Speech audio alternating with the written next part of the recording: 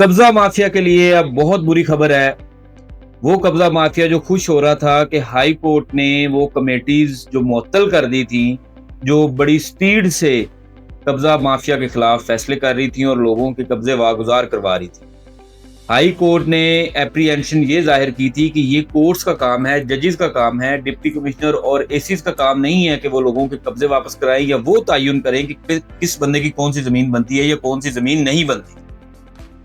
अब government of Punjab ने इसमें कुछ चेंजेस करके और उसका ऑफिशियल गैजेट नोटिफिकेशन जारी कर दिया है कि अब बेसिकली एक ट्राइब्यूनल बनेगा जिसको हेड करेंगे एएसजे साहब। एएसजे लगाएंगे high court with the consent of government of Punjab.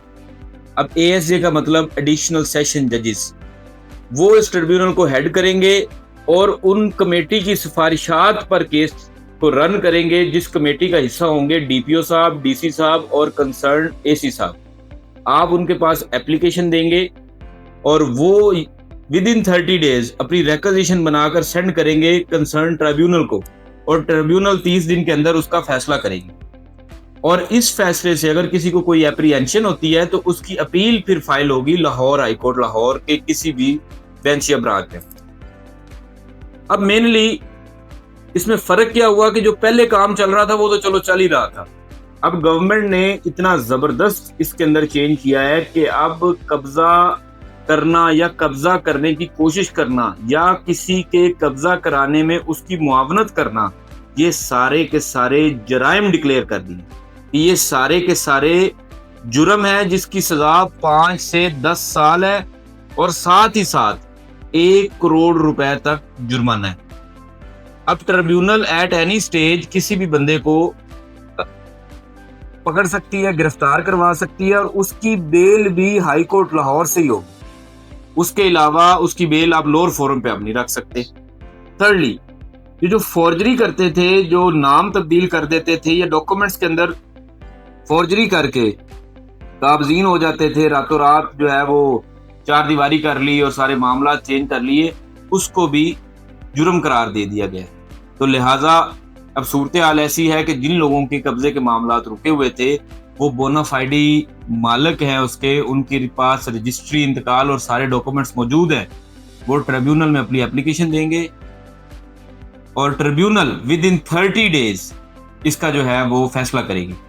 वो सारे केस जो हाई कोर्ट में चल रहे हैं या सुप्रीम कोर्ट में चल रहे हैं उसके रिलेटेड ये कमेटियां और ये ट्रिब्यूनल्स उन केसेस को बिल्कुल भी नहीं छेड़ेंगे। और वो सारे केसेस जो लोअर कोर्ट में चल रहे हैं, सिविल कोर्ट में चल रहे हैं, उसके मुताल्लिक भी आप एप्लीकेशन इन कमेटीज और ट्रिब्यूनल्स में दे सकते हैं और इनके पास इख्तियारात हैं कि वो वाले जो सारे केसेस हैं जो लोअर कोर्ट में है, सिविल कोर्ट में चल रहे हैं, वो ये अपने पास मंगवा सकते हैं। लिहाजा बड़ी अच्छी एक पॉजिटिव और प्रोग्रेसिंग चीज है।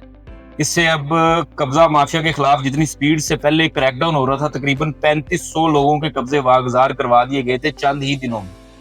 तो अब उम्मीद है जिस कमेटी के अंदर डीपीओ बैठा होगा, डीसी बैठा होगा, एसी बैठा होगा, तो मुझे उम्मीद है वहां पे फैसले जल्दी से जल्दी होंगे। और कब्जा माफिया के लिए अब मेरा ख्याल है कि अब बुरा वक्त और बुरा टाइम स्टार्ट हो गया, क्योंकि ये एक नासूर की तरह फैलता जा रहा था। स्पेशली जो कैपिटल सिटीज हैं जैसे लाहौर और इस तरह के शहर, लोग देखते थे कोई बेवा है, यतीम है, उनके प्लॉट्स और बड़ी महंगी और कीमती जायदादें होती थी, उनके ऊपर काबिज होकर बैठ जाते थे, रातों रात 4 दीवारी करवा लेते थे और उसके बाद अपना साजबाज होकर सारे मामला कर। उम्मीद है कि इससे कोई पॉजिटिव आउटकम आएगा और वो लोग जो साल से परेशान थे उनके लिए कुछ बेहतरी का रास्ता निकलेगा। अस्सलाम।